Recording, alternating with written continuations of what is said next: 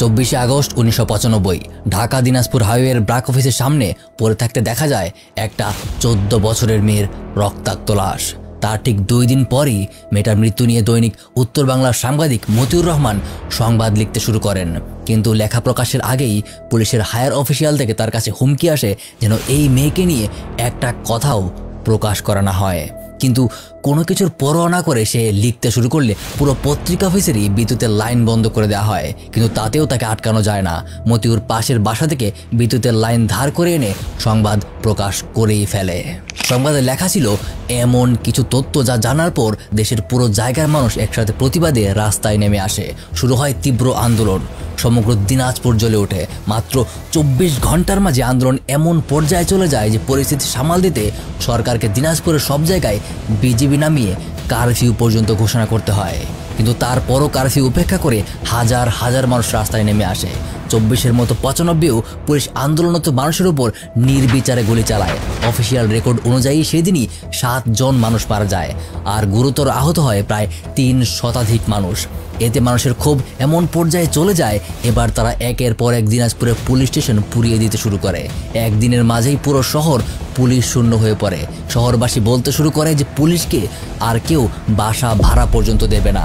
সরকার তার সর্বোচ্চ শক্তি প্রয়োগ করেও আন্দোলন থামাতে পারে না। অনেকে বলে এই ঘটনার কারণেই 1996-এর জাতীয় নির্বাচনে বিএনপি হেরে গিয়েছিল। কিন্তু প্রশ্ন আসে, কি হয়েছিল সেই 14 বছরের মেয়ের সাথে? আর কি ছিল মতিউর রহমানের নিউজে? আর সরকার এখানে কাকে বাঁচানোর চেষ্টা করছিল? আজ 24 আগস্ট ইয়াসমিন ট্র্যাজেডি দিবসের 28 বছর। আজ 24 আগস্ট ইয়াসমিন ট্র্যাজেডি দিবস। ইয়াসমিন ট্র্যাজেডি দিবস কাল। ট্র্যাজেডির 29 বছর পরও দিনাজপুরে ইয়াসমিন ট্র্যাজেডি দিবস। ইয়াসমিন ট্র্যাজেডি দিবস আজ 25 বছর আগে। আজ 24 আগস্ট ইয়াসমিন ট্র্যাজেডি দিবস। দিনাজপুরের ইয়াসমিন হত্যা ট্র্যাজেডির 27 বছর আজ। দিনাজপুরের কিশোরী ইয়াসমিনকে হত্যার 26 বছর আজ। দিনাজপুরের কিশোরী ইয়াসমিন ট্র্যাজেডির 23 বছর আজ। Welcome to the show Beyond the Headlines with Maruf. This is the complete story about Yasmin murder case.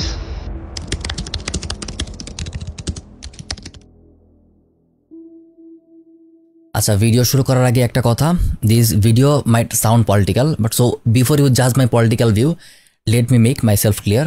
Everything I will be sharing in this video, everything is based on sources. Nothing is my personal opinion. যদি আমি কোনো personal opinion দেই, you will see a opinion hashtag on the upper left corner of the screen. Okay, let's start. রাত প্রায় 3:30 দিনাজপুরের 10 mile মোড়ে পঞ্চগড় গ্রামে একটা বাস নাম হাসনা এন্টারপ্রাইজ এসে থামে। সেখান থেকে 2টা ছেলে আর মেয়ে নামে। মেয়েটার বয়স 14-15-এর মতো আর ছেলেটার 17 বা 18-এর মতো। তাদের ঠিক পেছন পেছন বাসের সুপারভাইজার খোরশেদ আলমও নামে। সেই মোড়ে তখনও বেশ কিছু দোকান খোলা ছিল। খোরশেদ আলম মেয়েটাকে নিয়ে পাশের জবেদ আলীর চায়ের দোকানে যায়। গিয়ে সে জবেদ আলীকে রিকোয়েস্ট করে যে মেয়েটি দিনাজপুর যাবে, কিন্তু মেয়েটির কাছে কোনো টাকা পয়সা নেই। তাই দিনাজপুরের কোনো বাসে তাকে যেন কোনো মতনে তুলে দেওয়া হয়। এই বলেই খোরশেদ আলম তার বাস নিয়ে উঠে চলে যায়। খোরশেদ আলম চলে যেতেই সাথে যে ছেলেটা ছিল সে এগিয়ে আসে। জবেদ আলীর ঠিক পাশেই হাফিজুলের চায়ের দোকান ছিল। সেখানে বসে চা খায় আর মেয়েটাকে একটা পাউরুটি কিনে দেয়। চা আর পাউরুটি খেয়ে মেয়েটা আর ছেলেটা রাস্তার পাশেই বাসের অপেক্ষায় হাঁটাহাঁটি করতে থাকে। এই পয়েন্টে এসে একটা কথা আপনাদের আবার মনে করিয়ে দেই। সময়টা তখন 1995 সাল আর রাত তখন 3:30। এত রাতে এরকম একটা কম বয়সী ছেলে আর মেয়েকে এভাবে রাস্তায় হাঁটাহাঁটি করতে দেখলে অনেকেরই কৌতূহল হবে। আমি তখনকার সময়ের কথা বলছি। আস্তে আস্তে পাশের মানুষ, দোকানের বেশ কিছু মানুষ তাদের দিকে এগিয়ে আসে। তারা এসে মেয়েটা আর ছেলেটার নাম পরিচয় জিজ্ঞেস করে। মেয়েটা জানায় তার নাম ইয়াসমিন, কিন্তু পরিচয় সম্পর্কে তেমন কিছু বলে না।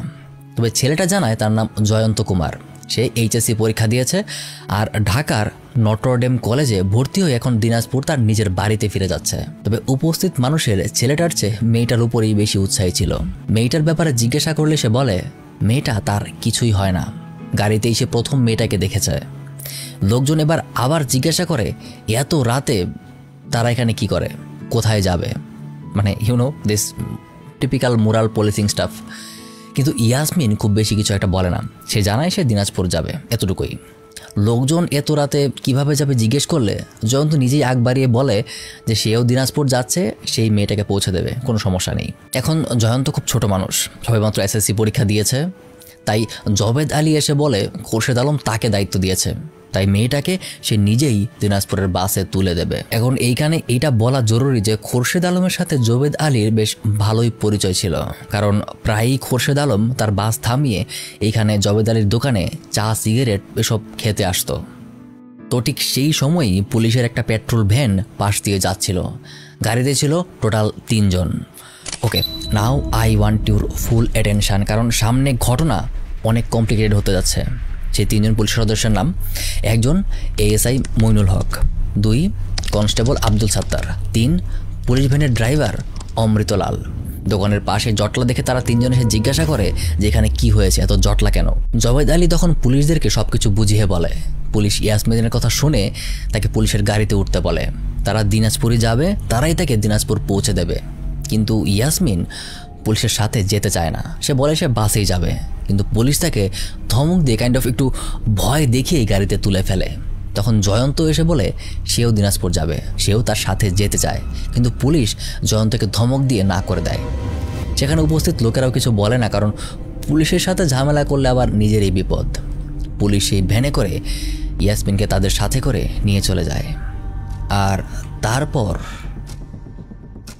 এর ঠিক 3 ঘন্টা পর ইয়াসমিনের হাতের ভাঙা চুরি আর একটা স্যান্ডেল নিয়ে কিছু মানুষ জবেদ আলীর দোকানের সামনে দৌড়ে আসে। তারা সবাইকে বলতে শুরু করে পুলিশ যে মেয়েটাকে নিয়ে গিয়েছিল ব্রাক অফিসের সামনেই সেই মেয়েটার লাশ পড়ে আছে। খুব দ্রুত এই খবরটা আশপাশের মানুষের কাছে ছড়িয়ে পড়তে শুরু করে। লাশের পাশে আস্তে আস্তে মানুষের ভিড় বাড়তে থাকে। 1 2 জন করে মোটামুটি 500-600 জন মানুষ জমা হয়ে যায়। খবর চলে যায় সেই এলাকার দফাদার আহম্মদ আলীর কাছে। আহম্মদ আলী লাশ দেখেই পুলিশকে জানানোর জন্য সাথে সাথে রিক্সা নিয়ে দিনাজপুর থানায় চলে যায়। সে যখন থানায় গিয়ে পৌঁছায় তখন সময় এক্স্যাক্টলি 6:30। টাইমগুলো খুব ভালোভাবে মার্ক করবেন, কারণ এই কেসে প্রত্যেকটা ঘটনার টাইমিং খুবই গুরুত্বপূর্ণ। আহম্মদ আলী থানায় গিয়েই একটা জেনারেল ডায়েরি করে, যার নাম্বার ছিল 958। ডায়েরি করার পর পুলিশ আহম্মদ আলীকে বলে যে তুমি যাও, আমরা আসছি। আহম্মদ আলীও পুলিশের কথা মতো ঘটনাস্থলে আবার ফিরে আসে, কিন্তু এসে সে দেখে তার আগেই 2 জন পুলিশ সেখানে পৌঁছে গেছে। একজন এএসআই স্বপন, আরেকজন এসআই জাহাঙ্গীর। এগেইন নামগুলো খুব ভালো মতো খেয়াল রাখবেন। স্বপন আর জাহাঙ্গীর মিলে ইয়াসমিনের লাশের সুরতহাল রিপোর্ট তৈরি করতে শুরু করে। I know a lot of you may not know about সুরতহাল কী জিনিস। সংক্ষেপে আর সহজ ভাষায় সুরতহাল বোঝাতে গেলে এটা মানে লাশের এবং লাশের পারিপার্শ্বিক একটা অবস্থার বর্ণনা ডায়েরিতে লিখে রাখা। সুরতহালে তারা লিখে যে মেয়েটার নাকে মুখে রক্ত আছে, কিন্তু শরীরে আর কোনো আঘাত নেই। কিন্তু এই সুরতহাল রিপোর্ট তৈরি করতে গিয়েই তারা এমন একটা কাজ করে ফেলে যেটা তাদের উপরই খুব বাজেভাবে ব্যাকফায়ার করে। উপস্থিত এই 500-600 মানুষের সামনেই ইয়াসমিনের লাশের গায়ের জামা কাপড় খুলে তাকে বিবস্ত্র করে ফেলে। লাশকে সম্পূর্ণ নগ্ন করে তারা সুরতহাল রিপোর্ট তৈরি করে। ইয়াসমিন কোনো 4 বছরের বাচ্চা ছিল না, তার বয়স ছিল 14-15-এর আশেপাশে। বয়স যাই হোক না কেন, কোনো লাশকেও নগ্ন করার অধিকার, নগ্ন করে ফেলে রাখার অধিকার কারণেই এই নিউজটা খুব দ্রুত আশেপাশের মানুষের কাছে ছড়িয়ে পড়ে যে পুলিশ মানুষের সামনেই একটা মেয়েকে নগ্ন করে ফেলেছে। মানুষ ক্ষোভে ফুঁসতে শুরু করে। একে তো ইয়াসমিনকে পুলিশই রাতে নিয়ে গিয়েছিল, আর এখন লাশকে এইভাবে নগ্ন করা হচ্ছে দেখে গুঞ্জন উঠতে শুরু করে যে পুলিশই ইয়াসমিনকে মেরে ফেলেছে। এখন অবধি হয়তো আপনাদের লাগছে যে this is a pretty simple case, maybe হয়তো এটা পুলিশের পেন মার্ডার কেস, হয়তো পুলিশ করেছে অথবা পুলিশ ইয়াসমিনকে অন্য কারো হাতে তুলে দিয়েছে অ্যান্ড মার্ডার করার জন্য। But as I always say, sometimes reality is stranger than fiction, কারণ the actual story is way darker than you think. দফাদার আহম্মদ আলী যে ডায়েরিটা করেছিল সেটার নাম্বার ছিল 958। তার ঠিক 5 মিনিট আগে পুলিশের দ্বারাই আরেকটা ডায়েরি করা হয়েছিল, 957 নম্বর ডায়েরি। ডায়েরিটা করেছিল সেই 3 জন, এএসআই মইনুল হক, কনস্টেবল আব্দুস সাত্তার এবং ড্রাইভার অমৃত লাল। ডায়েরিতে তারা লিখে যে 10 মাইল মোড়ে জটলা দেখে তারা সেখানে একটা মেয়েকে পায়। মেয়েটার কাছে টাকা পয়সা কিচ্ছু ছিল না। সেখানে উপস্থিত লোকেরা তাদেরকে অনুরোধ করে মেয়েটাকে দিনাজপুর অবধি পৌঁছে দেওয়ার জন্য। সেখানে লোকেদের অনুরোধেই মেয়েটাকে তারা গাড়িতে তোলে। মেয়েটাকে নিয়ে আসার সময় হঠাৎ মেয়েটা চলন্ত গাড়ি থেকে লাফ দেয়। পুলিশ সদস্যরা গাড়ি থামিয়ে পেছনে আসলে দেখতে পায় যে মেয়েটা রক্তাক্ত অবস্থায় রাস্তায় পড়ে আছে। মেয়েটাকে নিয়ে যখন তারা হাসপাতালে যেতে ধরে তখন পথেই মেয়েটা মারা যায়। এই অবস্থায় তারা কি করবে কিছু বুঝতে না পেরে মেয়েটার লাশ ব্রাক অফিসের রাস্তার পাশেই ফেলে চলে আসে। পুলিশ স্টেশনে এসে তারা থানার ডিউটি অফিসারকে ঘটনাটা জানায়। ডিউটি অফিসার পুলিশ সুপারকে ফোন করে জানালে পুলিশ সুপার একটা ডায়েরি করতে বলে। আর সেই কথা মোতাবেকই দফাদার আহমদ আলী ঠিক 5 মিনিট আগে তারা ডায়েরিটা করে ফেলে। কিন্তু আসলেই কি ঘটেছিল সেই 3 ঘন্টায়? মেয়েটা কি গাড়ি থেকে লাফ দিয়েছিল? আর দিলেও কেন দিয়েছিল? Let's see. এএসআই স্বপন আর জাহাঙ্গীর মিলে যে সুরতহাল রিপোর্ট তৈরি করেছিল সেখানে শেষে তারা অ্যাড করে আরও একটা লাইন। সেটা হলো যে লাশ দেখে মনে হচ্ছে কোনো উঁচু জায়গা থেকে পড়ে যাওয়ার কারণে মৃত্যু হয়েছে। তারপর তারা লাশের পোস্টমর্টমের জন্য দিনাজপুরের জেনারেল হসপিটালে লাশটা পাঠিয়ে দেয়। অ্যান্ড হ্যার ইজ ওয়ান ক্যাচ, লাশের সব কিছুই তারা আলামত হিসেবে সংগ্রহ করে, কিন্তু একটা জিনিস তারা সংগ্রহ করে না, সেটা হলো মেয়েটার জামা কাপড়। জামা কাপড়গুলিকে সম্পূর্ণ আলাদা করে ফেলা হয়। সময় তখন সকাল 9টা। দিনাজপুরের জেনারেল হাসপাতালে লাশ পৌঁছে গেছে। পোস্টমর্টমের দায়িত্ব পড়ে শিশুরোগ বিশেষজ্ঞ মোহাম্মদ মহসিনের উপর।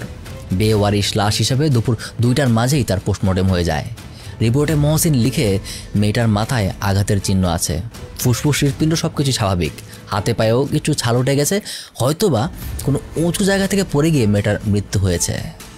এখন প্রশ্ন আসে, পুলিশের সাথে ভ্যানে যাওয়ার সময় উঁচু জায়গাটা আসলে কোথায়? পুলিশের নিজেদের ডায়েরির কথাও যদি ধরি তাহলে গাড়ি থেকে ইয়াসমিন লাফ দিয়েছিল, কিন্তু প্রশ্ন থেকে যায় পুলিশের গাড়ি আসলে কতটুকু উঁচু? ডাক্তার মহসিনের থেকে রিপোর্ট নিয়েই পুলিশ দ্রুত আঞ্জুমানে মফিদুলের একজন কর্মচারীকে ডেকে তার হাতে ইয়াসমিনের লাশটা তাকে তাড়াতাড়ি বেওয়ারিশ লাশ হিসেবে কবর দিয়ে দিতে বলে। And again I know some of you might not know that Anjuman e Mufidul আবার কী জিনিস। আঞ্জুমানে মফিদুল একটা অর্গানাইজেশন যেখানে বেওয়ারিশ লাশের দাফন কাফনের কাজটা বিনামূল্যে এবং সঠিক প্রসেসের মধ্যে দিয়ে করা হয়। বাট বাট বাট বেচারি ইয়াসমিনের ভাগ্যে হয়তো ডিউ প্রসেস বলতে আসলে তেমন কিছু ছিল না। তাকে কোনো রকমের জানাজা ছাড়াই, কোনো ধরনের গোসল ছাড়াই দাফন করে ফেলা হয়। ও সেটাকে দাফন না বলে মাটি চাপা বলা উচিত। আর এটা তো স্পষ্টই বুঝতে পারছেন যে পুলিশ সদস্যরা শুধুমাত্র লাশটিকে না, তারা চাপা দেওয়ার চেষ্টা করছিল কোনো একটা ইনফরমেশন। কিন্তু কী সেই ইনফরমেশন? মানুষের মুখ আর কতক্ষণ চেপে ধরে রাখা যায়? দিনে দিনে এই খবরটা মানুষের মুখে মুখে পুরো এলাকায় ছড়িয়ে পড়ে। কয়েকটা ছোটোখাটো লোকাল পেপারেও নিউজটা ছাপা হয়ে যায় যে পুলিশের হেফাজতে মারা গেল একটি কিশোরী মেয়ে। আর মৃত মেয়েকে জনগণের সামনেই নগ্ন করা হয়েছে জেনে জনগণের ক্ষোভ আরও বেড়ে যায়। ছোটোখাটো অল্প বিস্তর আন্দোলনও সেই দিনে শুরু হয়ে যায়। যে পুলিশ সদস্যরা বুঝতে পারে যে যে কোনো মুহূর্তে পরিস্থিতি নাগালের বাইরে চলে যেতে পারে। তারপর তারা যা করে তা শোনার পর রীতিমতো আপনার মুখে থুতু চলে আসবে। রাতারাতি তারা ইয়াসমিনকে দেহ ব্যবসায়ী পতিতা বানিয়ে ফেলে। একদিনের মাঝেই সব জায়গায় নিউজ ছড়িয়ে পড়ে যে ইয়াসমিন ছিল একটা দেহ ব্যবসায়ী পতিতা। দিনাজপুর রেল স্টেশনের মালগুডাউন, সেখানে 4 জন দেহ ব্যবসায়ী পতিতা থাকত। মরিয়ম বেগম, সুলতানা আক্তার, বানু বেগম আর মর্জিনা খাতুন। গত কয়েকদিন ধরেই বানু এখানে নেই। 25 আগস্ট দুপুরবেলা হঠাৎ করেই কয়েকজন পুলিশ সদস্য মালগোডাউনে চলে আসে আর মরিয়ম, সুলতানা, মর্জিনাকে আটক করে ফেলে। তারা তাদেরকে ইয়াসমিনের ছবি দেখিয়ে বলে যে তাদেরকে সাংবাদিকের সামনে গিয়ে বলতে হবে যে এটা তাদের সাথী বানুর ছবি। কিন্তু পুলিশের ধমকাধমকিতেও তারা কেউ এই কথা বলতে রাজি হয় না। তখন তাদেরকে ধরে রীতিমতো জোর করে পুলিশের ডিবি অফিসে নিয়ে যাওয়া হয়। সেখানে তাদেরকে প্রচণ্ড ভয়ভীতি দেখানো হয় যে সাংবাদিকদের সামনে এই কথা না বললেই তাদেরকে আজীবন জেলে ভরে রাখা হবে, কোনো দিনও তারা এটা থেকে মুক্তি পাবে না। তাই শেষ পর্যন্ত বাধ্য হয়ে তারা এটা বলতে রাজি হয়। তারপর ডিবি অফিস থেকে তাদেরকে এসপির অফিসেও নিয়ে যাওয়া হয়, সেখানে তাদের থেকে এই কথার স্বীকারোক্তি নেওয়া হয়। এখন বাকি প্রচার করা। পরদিন 26 আগস্ট দিনাজপুর প্রেস ক্লাবের সেক্রেটারি কামরুল হুদা আর তার আরও কিছু সাংবাদিক প্রেস ক্লাবের সামনে বসেই গল্প করছিল। ঠিক হঠাৎ সেই মুহূর্তেই দিনাজপুরের এসপি তার গাড়ি থামিয়ে সাংবাদিক কামরুল হুদাকে জানায় যে মেয়েটার লাশ পাওয়া গিয়েছিল সেই মেয়েটা আসলে পতিতা বানু। এক কথায় ওটা একটা পতিতার লাশ। শুধুমাত্র তার এই কথার উপর ভিত্তি করেই বেশ কিছু পত্রিকা এটা ছেপে দেয়। কিন্তু আর একটু ভালো মতো প্রচার করার জন্য তখনকার এসপি ডিটেকটিভ ব্রাঞ্চে সকল পতিতাদের এনে একটা সাংবাদিক সম্মেলনের আয়োজন করে।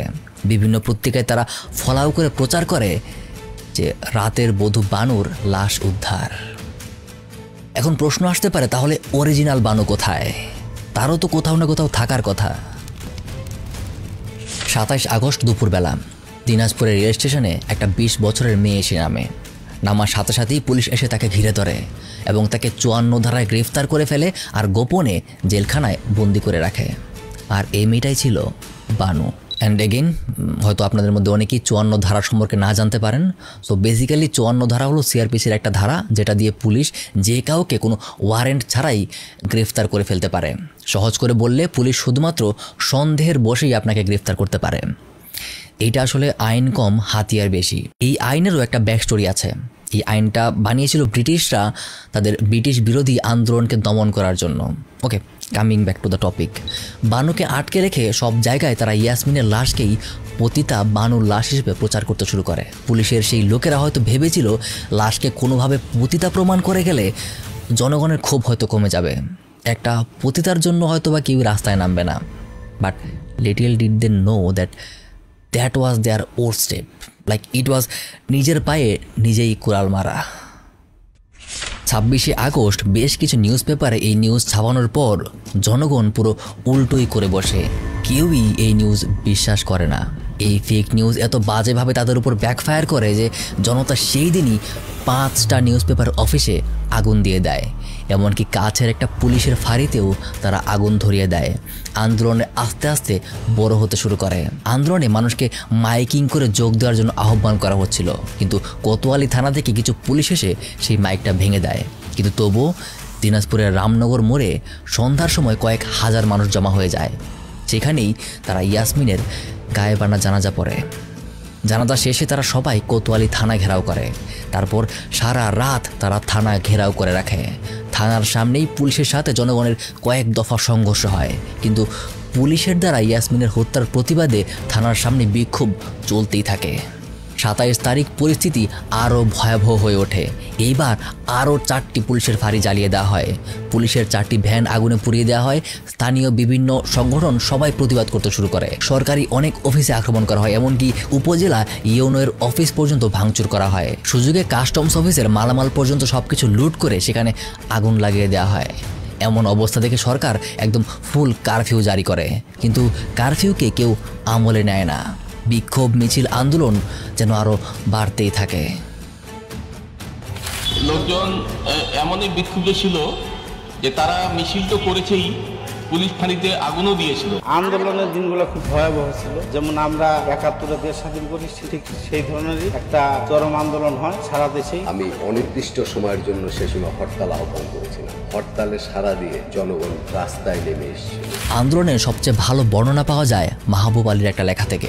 তিনি অনেকটা বর্ণনা দিয়েছেন যে সবথেকে বেশি আন্দোলন হয়েছিল লিলির মোড় এলাকায়। ওখানে পুলিশকে ওপেন ফায়ারের নির্দেশ দেওয়া ছিল। পুলিশ নির্বিচারে গুলি চালাতে শুরু করে। শুরুতেই কাদের নামের একটা লোক মারা যায়, তারপর শামু নামের আরেক ব্যক্তি গুলিবিদ্ধ হয়, কিন্তু গুলি খেয়েও সে বেঁচে ছিল। পুলিশ এসে তাকে বুকে লাথি মেরে টেনে হিঁচড়ে তাদের ভ্যানে তুলে ফেলে। আন্দোলনকারী অনেকেই এসে তখন শামুকে ছেড়ে দিতে বলে, তাকে হাসপাতালে নিতে হবে, কিন্তু পুলিশের কয়েকজন তার বুকে পা দিয়ে চেপে ধরে রাখে, আর এতেই সে ওখানে মারা যায়।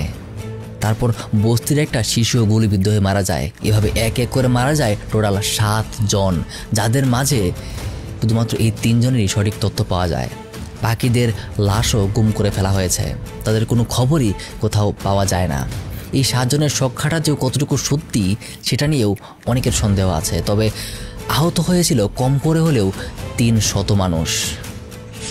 এইবার ঘটনা শুধুমাত্র দিনাজপুরে থাকে না, এই আন্দোলনের রেশ সারা দেশে ছড়িয়ে পড়ে। বিভিন্ন ছাত্র সংগঠন, রাজনৈতিক দল, বিভিন্ন হিউম্যান রাইটস অর্গানাইজেশন থেকে, স্পেশালি দিনাজপুরের বার অ্যাসোসিয়েশন থেকে প্রেশার আসতে শুরু করে। ইয়াসমিনের লাশ আবার কবর থেকে উঠিয়ে আবার পোস্টমর্টম করে পুরো ঘটনার একটা নিরপেক্ষ তদন্ত করার জন্য দাবি জানানো হয়। এছাড়া জনগণকে শান্ত করার আর কোনো রাস্তা নেই। বাধ্য হয়ে দিনাজপুরের ডিসি লাশ আবার উঠিয়ে পোস্টমর্টম করার জন্য রাজি হন। তখন তিনি দিনাজপুরের ম্যাজিস্ট্রেট সেলিনা শাহাদতকে আদেশ দেন যে 28 তারিখের মধ্যেই লাশ উঠিয়ে আবার পোস্টমর্টম করতে হবে। ডিসির নির্দেশ মতো 28 তারিখ সকালেই সেলিনা শাহাদত তার কাজ শুরু করে দেন। তিনি লাশ ওঠানোর কাজের জন্য দিনাজপুরের থানা থেকে পুলিশ ফোর্স কল করেন, কিন্তু পুলিশ নানা রকম অজুহাত দেখিয়ে গড়িমসি করতে শুরু করে। সেই দিন দুপুর 2টা পর্যন্ত অপেক্ষা করার পরও একটা পুলিশ সদস্যও সেলিনা শাহাদতকে সাহায্য করতে আসে না। তখন সেলিনা শাহাদত বিজিবি এর সাথে যোগাযোগ করেন এবং 1 ঘন্টার মাঝেই 2 গাড়ি ভর্তি বিজিবি সদস্য সেখানে চলে আসে। তাদের সাহায্য নিয়েই সেলিনা শাহাদত সাথে আরও বেশ কিছু হিউম্যান রাইটস অর্গানাইজেশনের লোকজন লাশ তোলার কাজ শুরু করে দেয়। কিন্তু এর মাঝেই চলে আসে আরেকটা টুইস্ট। হঠাৎ কোথা থেকে একটা শাড়ি পরা মধ্যবয়স্ক মহিলা কাঁদতে কাঁদতে এসে সেলিনা শাহাদতের সামনে লুটিয়ে পড়ে। ধানমন্ডির 1 নম্বর সড়কের 13 নম্বর বাসা। সেখানেই থাকে আবুল আহসানের ছোট্ট ফ্যামিলি। স্ত্রী আর নিজের একমাত্র ছেলে দীপকে নিয়ে তাদের খুব সুন্দর সংসার। আবুল আহসান ইউএসএ এর ইনফরমেশন ডিপার্টমেন্টে চাকরি করে, আর স্ত্রী একটা স্কুলের টিচার। স্বামী স্ত্রী দুজনই চাকরি করার কারণে একটা ঝামেলা হয়ে যায় তাদের ছেলেকে নিয়ে। সারাদিন ছেলেকে দেখাশোনা করার মতো কোনো মানুষ নেই। আবুল আহসানের এই সমস্যার কথা জানতে পারে তার শাশুড়ি ওয়াহিদা খাতুন। ওয়াহিদা খাতুনের বাড়িও দিনাজপুর, তিনি সেখানেই থাকেন। নিজের নাতির দেখাশোনা করার জন্য তিনি কাজের মেয়ে খুঁজতে থাকেন। এইদিকে দিনাজপুরে থাকে মধ্যবয়স্ক এক মহিলা শরীফা বেগম। তারও বেশ সুন্দর সাজানো সংসার, 1 ছেলে আর 1 মেয়ে। এর মাঝেই হঠাৎ তার স্বামী ইমাজ মিয়া তাকে তালাক দিয়ে ছেলে মেয়েকে ছেড়ে ভারতে চলে যায়। 2 ছেলে আর মেয়েকে নিয়ে শরীফা বেগম একদম সাগরে পড়ে যায়। চারদিক থেকে অভাব তাকে ঘিরে ধরে। তখন তার মেয়ে ক্লাস 5-এ পড়ে। মেয়েটা পড়াশোনায় খুবই আগ্রহী, কিন্তু মায়ের পক্ষে মেয়ের পড়াশোনার খরচ চালিয়ে নেওয়া যাওয়া এখন আর সম্ভব না। ঠিক এই সময়ই শরীফা বেগমের সাথে দেখা হয় ওয়াহিদা খাতুনের। ওয়াহিদা খাতুন শরীফা বেগমকে প্রস্তাব দেয় তার মেয়েকে আবুল আহসানের বাসায় দিয়ে দেওয়ার জন্য। এতে যে সে টাকা পাবে তাতে মা আর মেয়ে বেশ ভালোই চলতে পারবে। কিন্তু মেয়ে কোনোভাবেই রাজি হয় না। আর এই মেয়েটাই ছিল ইয়াসমিন। মায়ের আকুতি মিনতিতে ইয়াসমিন ধানমন্ডির আবুল আহসানের বাড়িতে কাজ করতে যেতে রাজি হয়, কিন্তু একটা শর্ত, যে সেখানে কাজ করে যে টাকা সে ইনকাম করবে সেই টাকার একটা অংশ তার মাকে আলাদা করে তুলে রাখতে হবে। ইয়াসমিন আবার যখন ফিরে আসবে তখন সেই টাকা দিয়ে আবার তাকে স্কুলে ভর্তি করতে হবে। শুধুমাত্র এই শর্তেই ইয়াসমিন ধানমন্ডি যেতে রাজি হয়। আবুল আহসানের বাড়িতে তার একটা মাত্র কাজ ছিল, সেটা হলো তার ছেলেকে দেখাশোনা করে রাখা, তাকে স্কুলে দিয়ে আসা আর সময় মতো স্কুল থেকে নিয়ে আসা। এভাবেই তার দিন যেতে থাকে। 1 মাস 2 মাস করে 3 বছর পার হয়ে যায়। নানা অজুহাতে ইয়াসমিনের আর বাড়ি ফেরা হয় না। অনেক দিন ধরেই তার মাকে দেখা হয় না। মায়ের জন্য তার মনটা আকুপাকু করতে থাকে। ইয়াসমিন আবুল আহসানকে কথা জানায়। তখন সে জানায় যে সামনের দুর্গাপূজার ছুটি আছে, তার আগে যাওয়া আসলে সম্ভব না। কিন্তু ইয়াসমিনের আর ভালো লাগে না, তাই একদিন সে একটা কঠিন সিদ্ধান্ত নেয়। 23 আগস্ট দুপুর 2:30টায় ইয়াসমিন আবুল আহসানের ছেলে দীপকে স্কুল থেকে আনতে যাওয়ার জন্য বের হয়, কিন্তু সে আর স্কুলে যায় না। স্কুলে না গিয়ে ইয়াসমিন চলে যায় সোজা গাবতলী বাস স্টেশনে। ইয়াসমিনের কাছে তখন টাকা পয়সা কিছুই ছিল না, একদম খালি হাতেই সে বাস স্ট্যান্ডে যায়। সেখানে 2জন বয়স্ক ব্যক্তির কাছে সে সাহায্য চায় দিনাজপুর যাওয়ার জন্য। সহায় সম্বলহীন গরিব মেয়ে বিবেচনা করে তারা তাকে নিয়ে যায় হাসনা এন্টারপ্রাইজের বাসের সুপারভাইজার খোরশেদ আলমের কাছে। খোরশেদ আলম তাদের রিকোয়েস্টের কারণে বিনা ভাড়াই ইয়াসমিনকে নিয়ে যেতে রাজি হয়। ইয়াসমিনকে প্রথমে সে ইঞ্জিনের সামনের সিট যেটা থাকে সেইখানে বসায়, কিন্তু সেইখানে একটা ছেলে তাকে ডিস্টার্ব করতে শুরু করে। এটা সে খেয়াল করে নিচে থেকেই সে তাকে বাসের পেছনের সিটে একটা ছেলের সাথে বসিয়ে দেয়। আর এই ছেলেটাই সেই জয়ন্ত।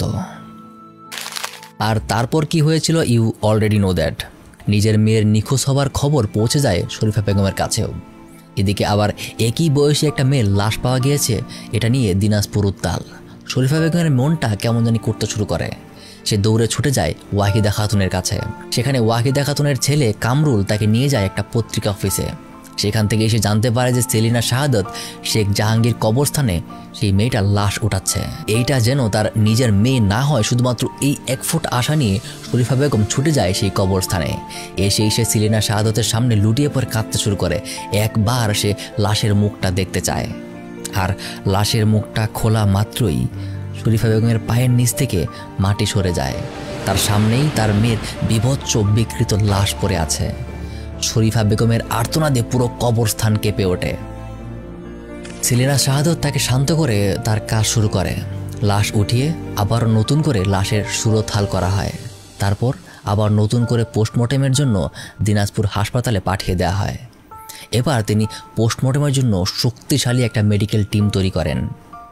টিমের জন্য রংপুর মেডিকেল কলেজের প্রফেসর ডাক্তার মতলুব আহমদকে আনা হয়, আর তার সাথে আরও 2 জনকে আনা হয়, যাদের মধ্যে একজন forensic medicine expert.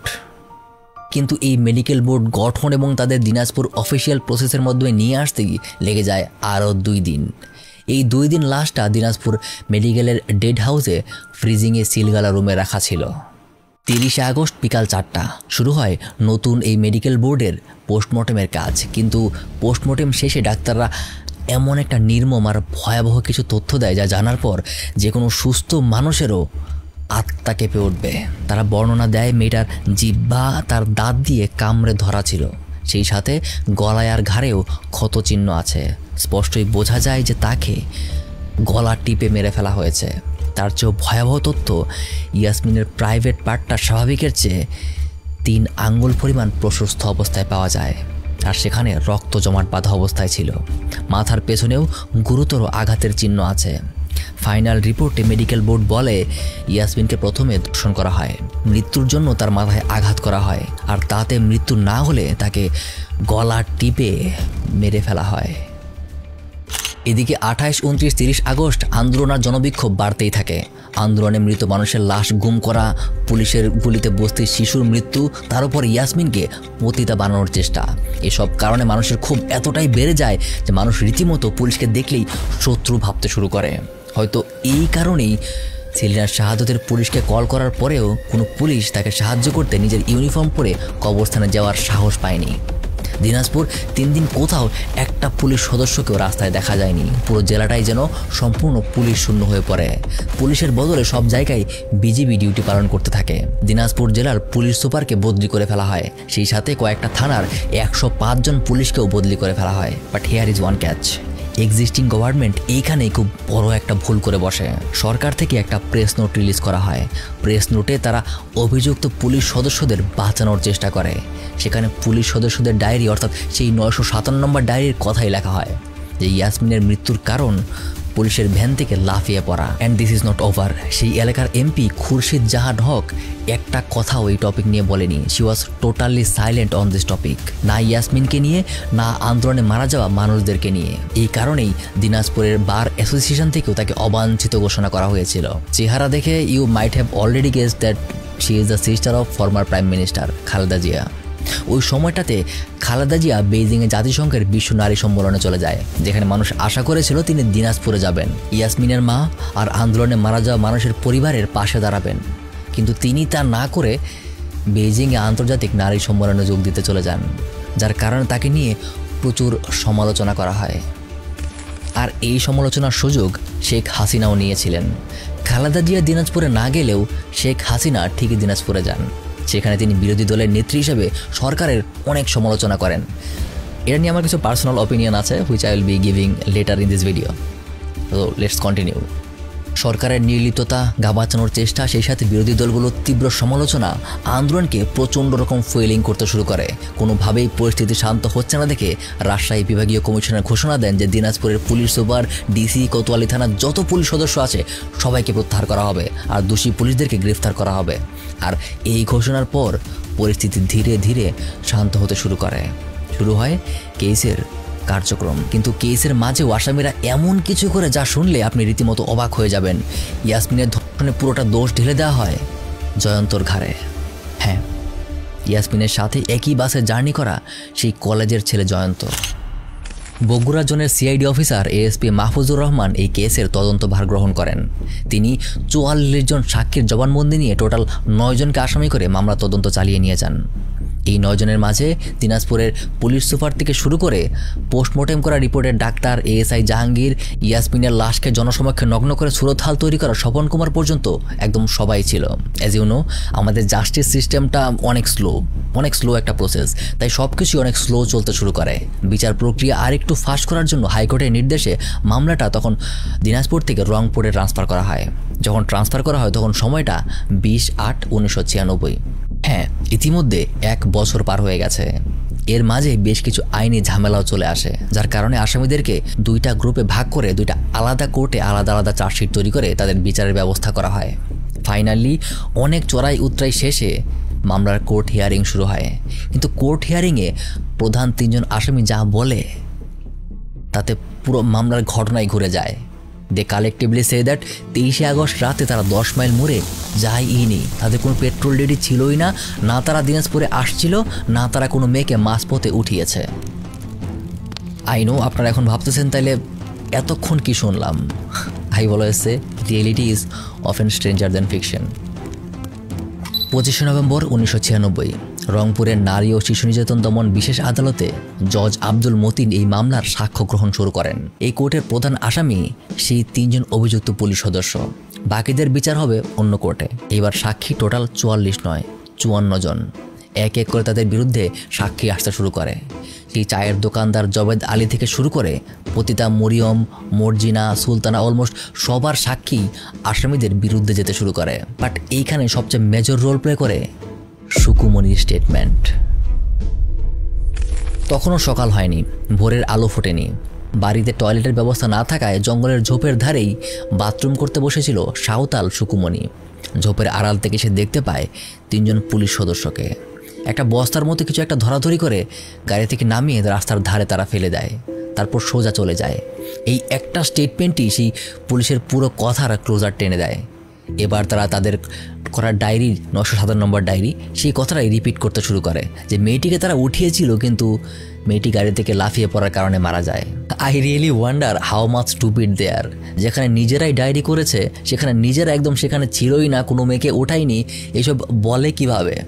Anyway, court record says they did.